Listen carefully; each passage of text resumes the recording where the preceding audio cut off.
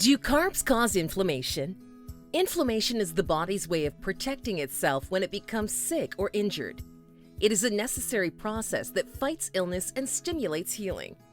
However, sustained, long-term inflammation has been linked to an increased risk of serious diseases such as diabetes, heart disease, and obesity. Medical experts are discovering that the foods we eat have a major effect on the level of inflammation in our bodies. Carbohydrates in particular are under scrutiny as potentially the biggest trigger for inflammation. In this video, we examine whether carbs do in fact promote inflammation, and we show you the foods to avoid in order to live a healthy and inflammation-free life. What does the science say? Researchers have concluded that refined carbohydrates in our modern diets can encourage the growth of inflammatory gut bacteria, which can increase your risk of obesity and a range of inflammatory diseases. These refined carbs, such as candy, bread, pasta, pastries, cereals, cookies, and cakes, have had most of their fiber removed. Fiber improves blood sugar control and promotes the beneficial bacteria in your gut. Refined carbs have a much higher glycemic index than unprocessed carbs, which include whole grain bread, steel-cut oats, brown rice, and sweet potatoes. High glycemic index foods also raise blood sugar much more quickly than their low GI counterparts. In one study, adults who reported the highest intake of high glycemic foods were 3 times more likely to die of an inflammatory disease, such as chronic obstructive pulmonary disease or heart disease. In another study, young men who ate 50 grams of refined carbohydrates in the form of white bread experienced much higher blood sugar levels than normal and an increase in a range of inflammatory markers. So, if you are constantly eating refined carbs throughout the day, you are keeping your inflammation levels elevated. And it is the chronic elevation day after day that takes a toll on your body and increases your risk of a range of inflammatory diseases. Should you cut out the carbs? There's no doubt that carbohydrates are getting a bad rap. However, the truth is that not all carbs are problematic. Humans have consumed high-fiber, unprocessed carbs for millions of years in the form of roots and fruits.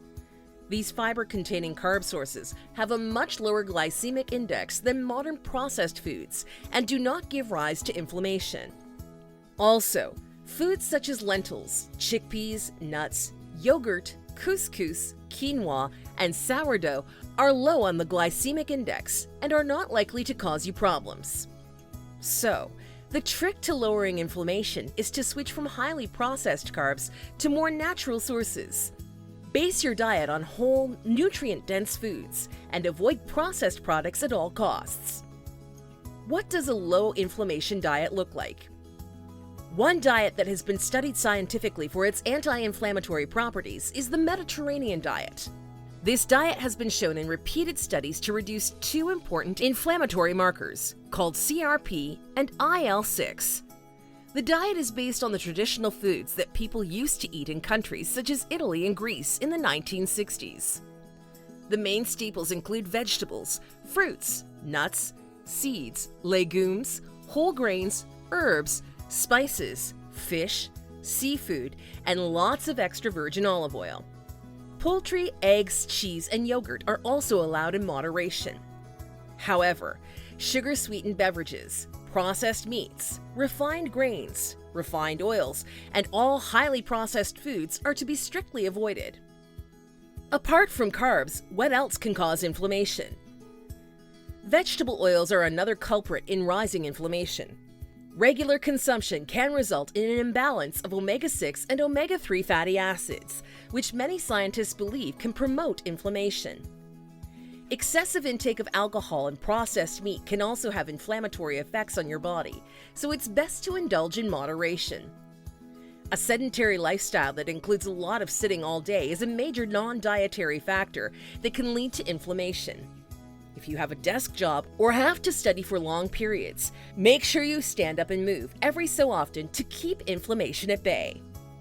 Lastly, the biggest non-diet related cause of inflammation is stress. When you experience stress, your body activates immune cells to prepare the body to fight, even if there is no infection.